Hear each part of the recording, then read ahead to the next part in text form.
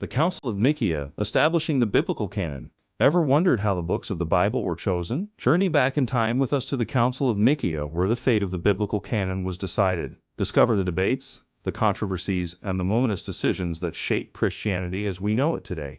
We'll expose the riveting story behind one of history's most pivotal gatherings and uncover the hidden stories that have shaped our world. We have the secrets and shocking archaeological proof that the Roman emperors and their henchmen at Nicaea deliberately excluded and outright destroyed hundreds of forbidden gospels like the Gospel of the Hebrews and Gospel of the Ebionites. Their crimes, portraying Jesus as a mere mortal prophet instead of a supreme deity. Have you ever heard the idea that a group of powerful men in 325 AD got together and decided what books belonged in the Bible? It's a popular notion, but buckle up because today we're separating fact from fiction. The Council of Nicaea, held in 325 AD, was a landmark event in Christian history. Convened by Roman Emperor Constantine the Great, it brought together bishops from across the vast Roman Empire to address a pressing theological issue: Arianism. Arius, a priest from Alexandria, argued that Jesus was subordinate to God the Father. This clashed with the views of many other Christians who believed Jesus was fully divine, co-eternal with the Father. The council aimed to establish a unified Christian doctrine. Through intense debate and discussion, they ultimately formulated the Nicene Creed,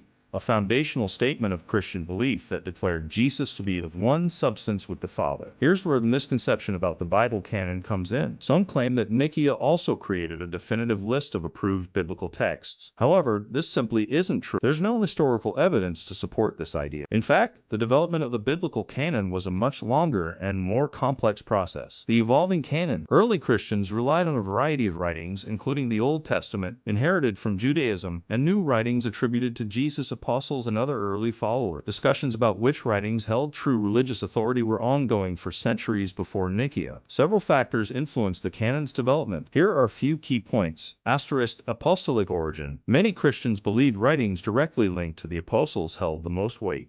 Content and theology. The content of the writings themselves mattered. Did they align with core Christian teachings? Widespread use.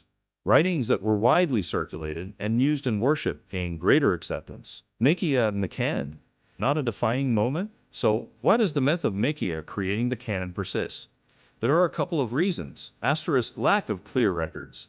Early church history can be murky, and the absence of a single, definitive pronouncement on the canon from Nicaea might have fueled a misconception. Later developments.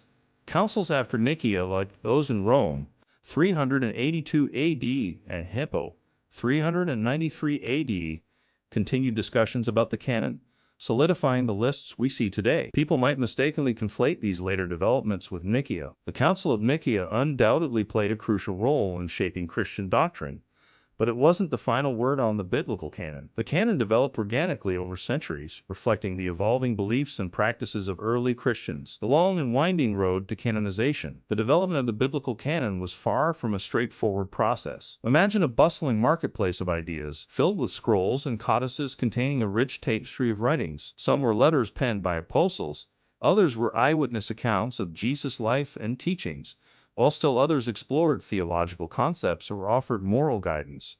Christians of the first few centuries sifted through this literary landscape, grappling with which writings held the most weight and most accurately reflected their faith. One crucial factor in discerning a text's authority was its connection to the apostles. Early Christians believed that the teachings of Jesus, passed down through his closest followers, held the highest truth. They saw writings directly attributed to the apostles were those closely associated with them, like Mark, the gospel writer believed to be a companion of Peter. These writings held a special place because they were seen as a direct link to the source, the words and teachings of Jesus himself. But authenticity wasn't the only consideration. The content of the writings themselves mattered immensely. Christians evaluated whether the theological message aligned with core beliefs like the divinity of Christ, his sacrificial death, and the resurrection. Did the writings promote Christian values like love, forgiveness, and compassion? They compared and contrasted different accounts of Jesus' life and ministry, attempting to form a cohesive picture of his teachings. Another important factor was the writings' usage within Christian communities.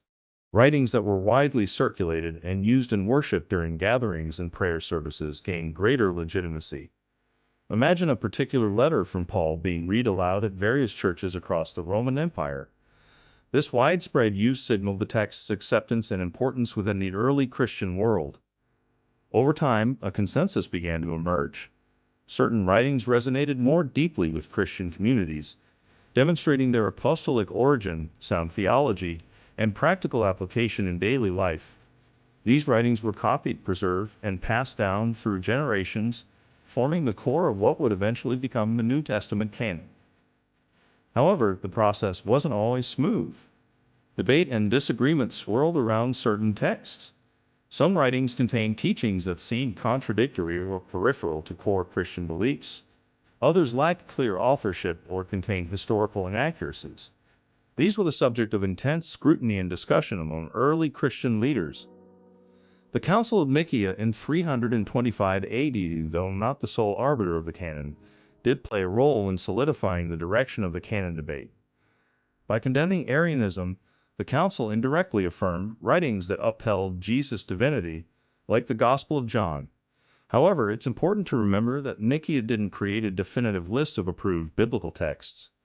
The canon continued to develop in the decades following the Council, with regional variations persisting for some time. By the late 4th century, key church figures like Athanasius and Augustine championed specific lists of canonical writings.